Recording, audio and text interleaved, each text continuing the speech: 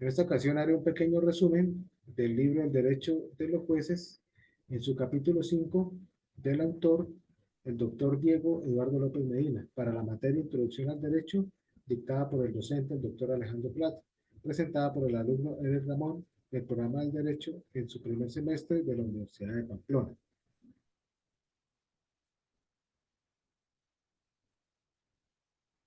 ¿Qué es una línea jurisprudencial? El autor la identifica como una idea abstracta, una pregunta o un problema jurídico bien definido que puesto sobre un gráfico se abre un espacio a posibles soluciones. Para el doctor, hacer una línea jurisprudencial es hacer un análisis. Y este análisis debe ser sistemático y estructurado de las sentencias que se relacionan entre sí, estableciendo a través de una gráfica si existe un patrón de desarrollo decisional, buscando entre ellas el balance constitucional entre las dos decisiones o extremos posibles para llegar a encontrar la subregla jurisprudencial o el sentido general de los fallos en determinado asunto, y es característico de la línea jurisprudencial que se logre de manera lenta y progresiva, dada que el análisis a las sentencias que se relacionan entre sí se hace de forma temporal y estructural. Al momento de realizar una línea jurisprudencial se deben tener en cuenta unos cuantos aspectos que el abogado debe saber.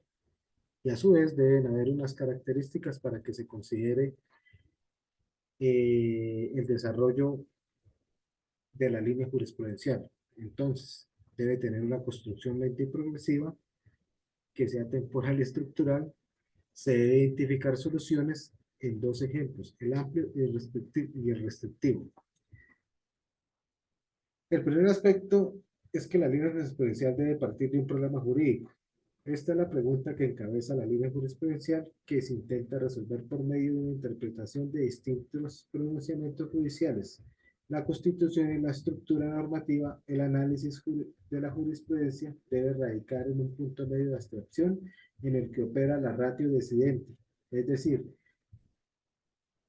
darle razón suficiente al fallo con fundamento de los hechos materiales y la sentencia y la identificación e interpretación del derecho constitucional.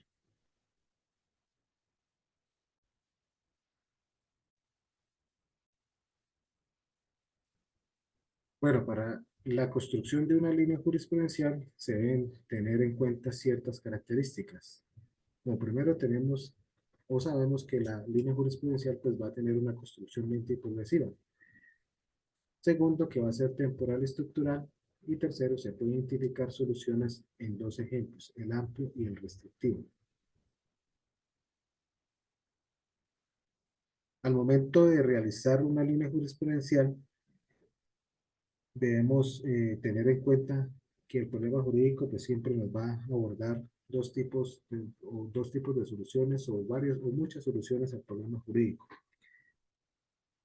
Por medio de una interpretación de distintos pronunciamientos judiciales, la Constitución y la estructura normativa, el análisis jurisprudencial debe erradicar en un punto medio de abstracción, en el que se opera la ratio decidente, es decir, la razón suficiente del fallo con fundamento de los hechos materiales de la sentencia y la identificación e interpretación del derecho constitucional. El segundo aspecto es el balance constitucional. Este se debe determinar, con este se determinan las soluciones posibles al problema jurídico, al cual se resumen en los términos generales. El reconocimiento o negación del derecho, es decir, el precedente judicial establecido en virtud de la cual se espera que los jueces resuelvan casos futuros con base de uno ya resuelto. De la misma manera, se debe identificar el escenario constitucional, el cual es una zona de choque de intereses donde la Corte puede desplegar el análisis de la Constitución para encontrar balances que maximicen la protección del derecho en conflicto dentro de esas zonas de choque. Este escenario constitucional se encuentra encabezado por el problema jurídico, el cual el operador jurídico debe intentar resolver. Otro de los aspectos que considera el autor del libro que es importante determinar es el de las sentencias hito o sentencia más relevante frente al asunto, y hay que tener presente que no siempre se va a encontrar sentencia unificadora al respecto del tema. Esto no es siempre que los jueces vayan a fallar de una manera exacta, pero sí es muy común que se falle en un exacto sentido.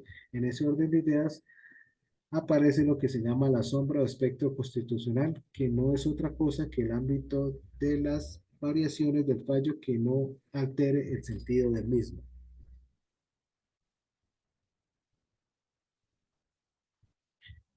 Ahora vamos a analizar las clases de sentencia. Entonces tenemos dos clases, las principales que dan peso estructural fundamental para que la línea de investigación, y estas son las sentencias hito. Entonces vamos a abarcar el tema de el tipo de sentencia hito. Entonces, como primero tenemos la sentencia fundadora de línea, que son los fallos preferidos en el periodo de actividad inicial de la Corte en los que se aprovechan las primeras sentencias de tutela o constitucionalidad para ser aplicadas en interpretaciones de derecho. Se caracterizan por tener un desarrollo de doctrina con recuento histórico o derecho comparado. Como segunda tenemos las consolidadoras de línea, que son aquellas en las que la Corte trata de definir con autoridad una subregla de derecho constitucional y usualmente buscan construir balances constitucionales más maduros y que se establecen entre los intereses contrapuestos. Como tercera tenemos la modificadora de línea, que son aquellas sentencias hito que realizan cambios fuertes de jurisprudencia dentro de la línea. La cuarta son las sentencias reconceptualizadoras de línea. Estas sentencias la revisa la Corte y en su línea jurisprudencial es un conjunto y afirma, aunque introduce una nueva interpretación que aplica mejor a los ojos de la Corte en el sentido de la Corte para que este sentido sea general y que sea mantenido y que se mantenga la línea por un tiempo más largo. Y por último, las sentencias dominantes, que son las que contienen los criterios vigentes y dominantes por medio de los cuales la Corte Constitucional resuelve un conflicto de intereses dentro de un determinado escenario constitucional.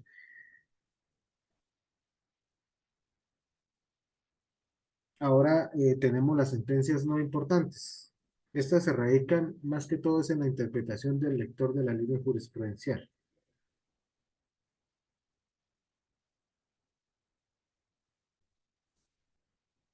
Dentro de estas sentencias secundarias encontramos la desintegración o confirmación del principio, que son simples aplicaciones a un caso nuevo del principio de ratio contenido en una sentencia anterior. Jueces descartan su deber de obedecer al precedente.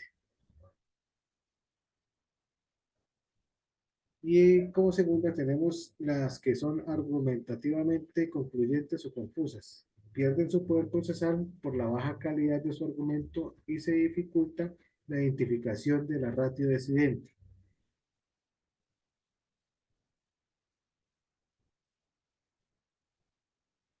Y como tercera tenemos las que están en exceso, que están plagadas de obiter dicta, no hacen una relación completa y concreta en el escenario constitucional. Ahora abarcaremos los métodos de investigación de la línea jurisprudencial. Como primero tenemos el punto arquidémico de apoyo.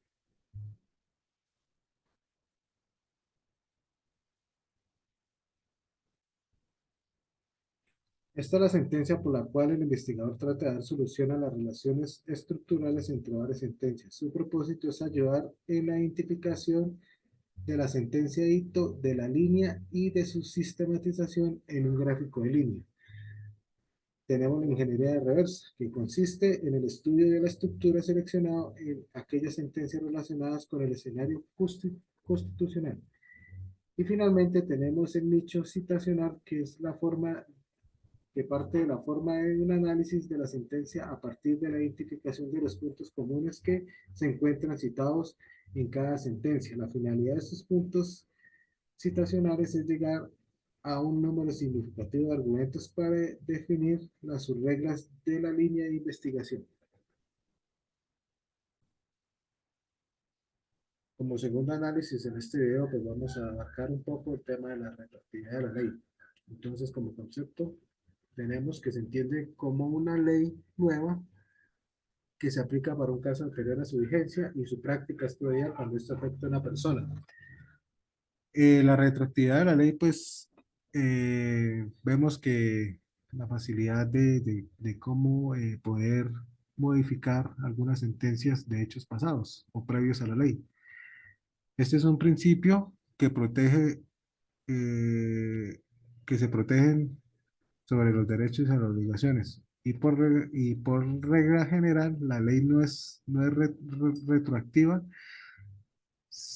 y solo regula hechos posteriores a su sanción. Sin embargo, una ley puede ser retroactiva y regular hechos anteriores a su sanción cuando así lo dispongan expresamente o cuando una ley es retroactiva, que quiere decir que es independiente de cuando se cometió un acto juzgar. Si hay una ley posterior en contra de ese acto, se le sancionará y se le aplicará la misma.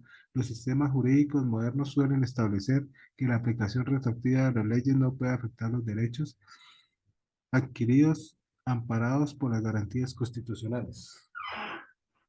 Vamos a citar un pequeño ejemplo. Por ejemplo, una persona es condenada por un delito a 10 años de cárcel. Entonces, según la antigua ley, pues debería cumplir sus 10 años de cárcel. Pero resulta y pasa que sale una ley que modifica esta, que dice que por ese mismo delito que cometió la persona y fue condenado, la pena no son 10 años, sino son 5. Entonces, en este caso se aplica el principio de retroactividad y la persona que está juzgada, pues se puede someter a los beneficios que esta práctica de la ley, pues, lo pueden beneficiar. Sí, esperamos que esta breve explicación haya sido de su gusto y haya sido entendido.